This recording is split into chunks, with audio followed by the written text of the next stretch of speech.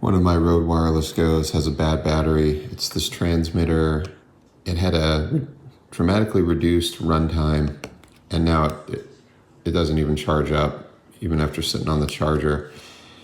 So I ordered a replacement battery kit. And what's funny is I actually ordered this kit probably 2 years ago, and then I just misplaced it. I can't find it, never got around to swapping it out. The first one I bought did not come with a toolkit, but I've got like a iPhone and MacBook repair tools, so I think I would have been okay. But anyway, now they have, this is a purpose-built for Rode. The previous one I bought was for an iWatch, and it was before I think there were any replacement Rode batteries available aftermarket. So you had to remove the control charger board and solder it onto the new battery. I think this battery comes with the control board.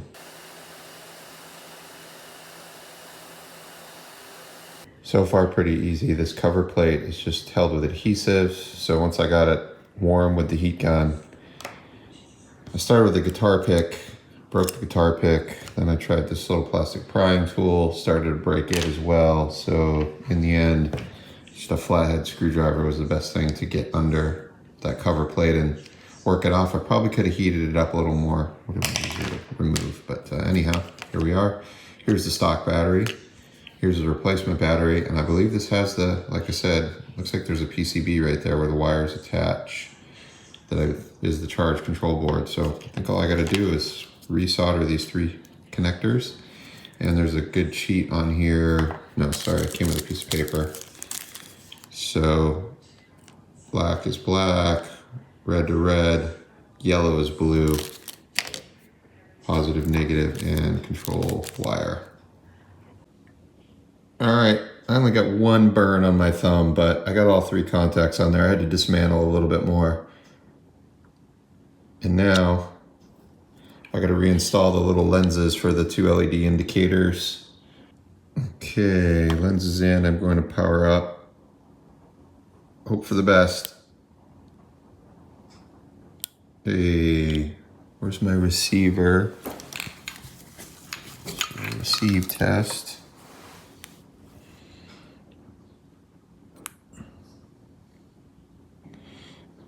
Test, test, test. Okay, charger test. Looks good. I'm just going to monitor this for a few minutes, make sure the battery's not getting danger hot.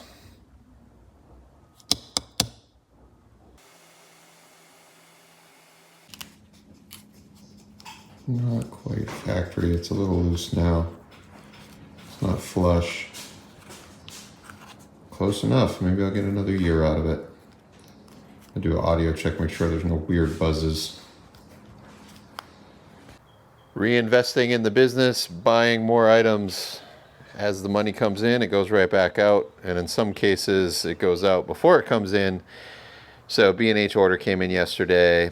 I ordered a bunch of crimp BNC connectors, which are specific to this one cable I have. This is like a expensive Canary BNC 50-footer. Nice, super flexible. I believe it's not single conductor, it's strand, which is what makes it nice and flexy, but the trade-off is I think you have to solder the tip on versus just a crimp fit. So I think my plan here is 1 or 2 of these connectors are bad, so I'm going to crimp on a new one. And then I'm also going to cut this down. I think I'll make like 125-footer and then a bunch of like 6-footers. Well, maybe 1 6-footer and 1... Yeah, I think 6-footers will be good. Specifically for TV news to feed the transmission backpack from the camera, which it hangs on the... Generally, I just hang it on the tripod under the camera. So I think a 6-foot cable is about right to go handheld or on sticks. And this has been sitting for years broken, so overdue to repair. Next up, I bought a small rig plate for the Ronin S. I just bought an Arca Swiss to Ronin plate, but I didn't realize it didn't have the ability to mount a focus motor.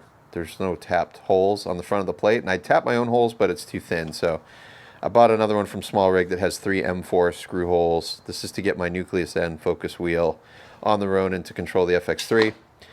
Bought another Small Rig VCT style ENG plate for a project I'll talk about next. And then this is the run stop cable for the Ronin S to FX3. And then two 6-foot hyper thin HDMI full size. Same concept as what I want to do with this BNC. This is so I can do a live shot from the FX3 over HDMI into the transmission backpack. My Sockler 20 plus tripod carbon sticks, and this is the travel bag, soft bag for it. I like this bag because for airline travel it also can be a backpack with these straps. I'm going to repurpose this for light stands. I also purchased 4 of these Manfrotto interlocking baby stands, and this thing's still, I think it's only like 30 pounds at the moment. I've got room in there for a fit. Looks like I can fit a 5th stand, so I'm going to start with 4. This will be a dedicated airline bag. I'm going to put 2 umbrellas in here and see where it weighs in, and maybe if there's room, maybe a couple grip heads in a bag right here.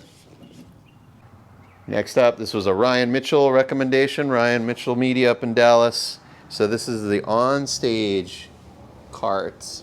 It's like a heavier duty design of the rock and roller full size. And instead of having the little cable at the bottom that you have to pinch, squeeze to squeeze the bars in to fold it up, it's just got this spring-loaded bar. Much easier to deploy. And it also has a bigger diameter, soft, compound smart wheel. These are foam filled, I believe. They're not air filled, but nice smooth roll on both ends.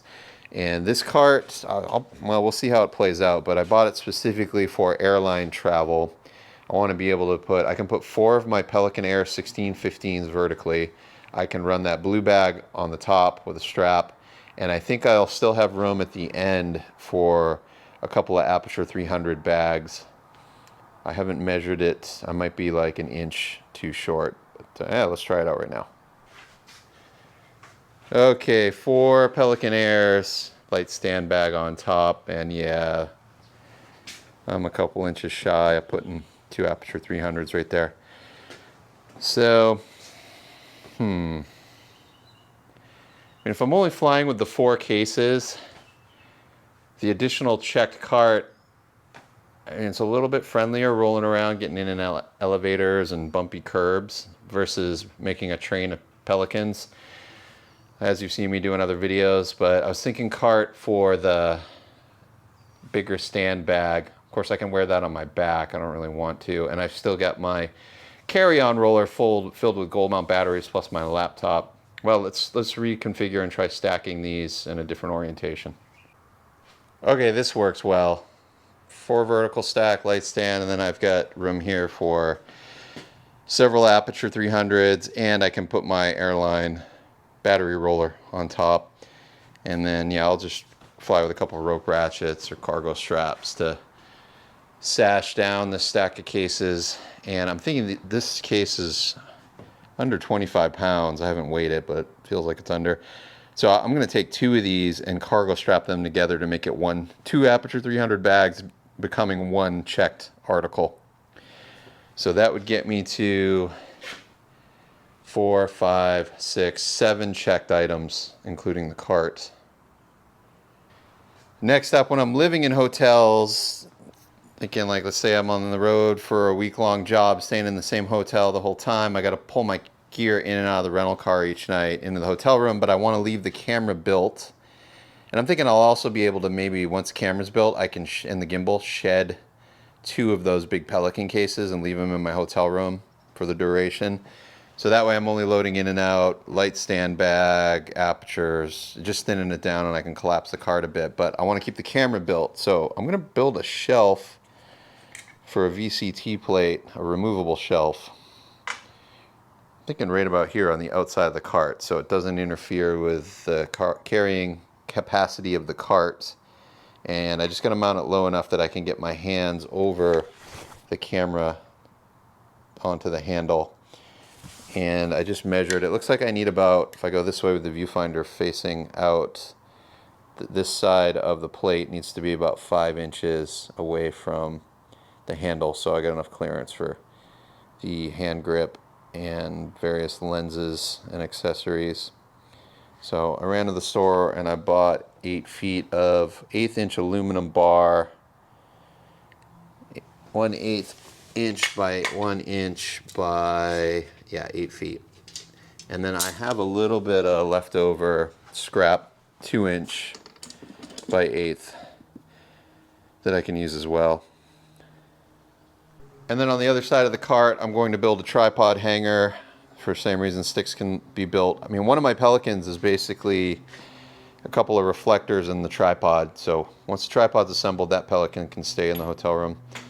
And I'm thinking this time, instead of going on the pre-drilled center hole like I did on my little R2 rock and roller, for this one, I'm going to put it off center so it can stow and live on the cart when it's in airline mode. So I don't have a hook sticking up. It'll be sticking down the underside of the cart. And maybe this tripod shelf or camera shelf can reposition and somehow bolt to between the axle and the underframe so it can be part of the cart as well, versus having to put that in one of my Pelicans.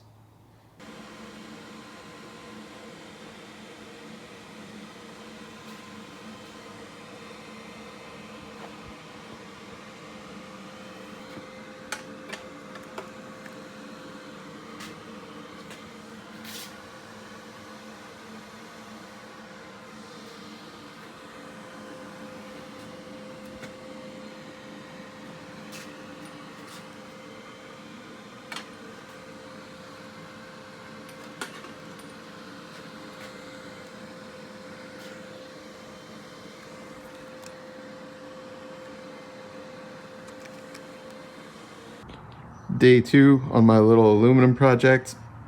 I burned 4 hours yesterday afternoon on this monstrosity. TIG welding aluminum is quite difficult for someone who can't even really stick weld. Here was one of my early welds. This was early on too, getting it way too hot.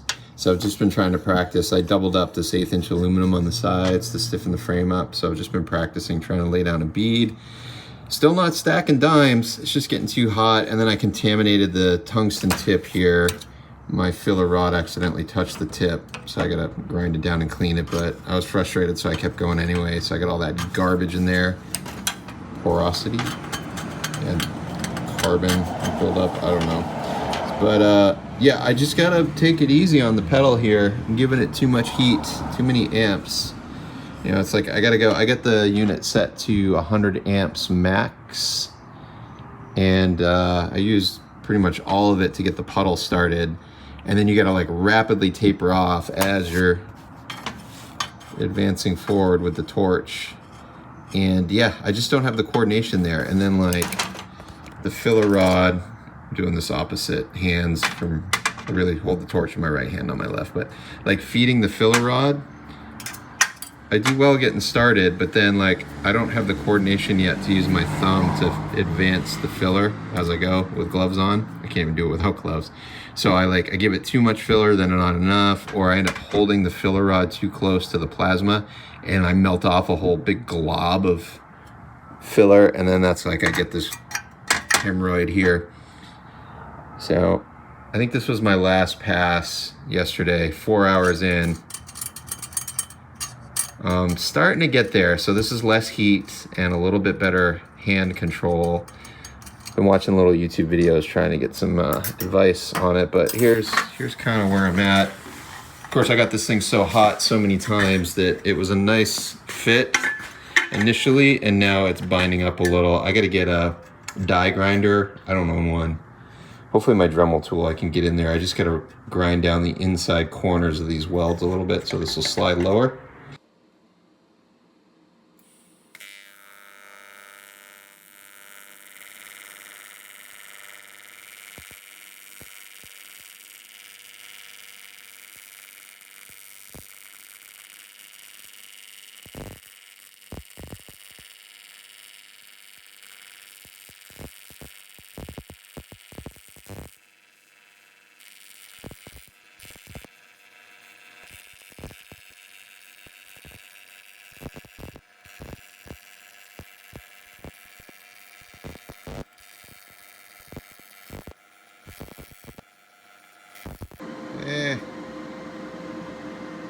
Still kind of terrible. All right, 2.5 days of messing around. New on-stage carts with a camera shelf. It's a little crooked at the moment. I'm gonna order aircraft pins, like I said earlier. They'll go through these holes here, and then the shelf will rest on that, and that'll lift it up so it's not leaning forward. The lean's keeping it from sliding and falling to the bottom. I'm also realizing I want to put probably going to drill a hole through this bar and this bar, because this is the lever release. So if you accidentally step on this, the handle's going to fold and crash the camera. The other thing is when the cart has nothing on it in short mode, it has a tendency to want to tip over because the camera's overhung. So sandbag. A couple things I got to be mindful about. Probably not going to be an assistant cart. This is just for me to personally operate. Here's a look at my ugly welds, but I don't care. It's functional. It's a learning process. It's another hobby. So you can see how this is canted. It's not quite square. Once I have pins in there, I'm hoping that'll lift it up. And if it doesn't, or it's a problem, I'll do a little triangular gusset right there. Hey, buddy. Oof.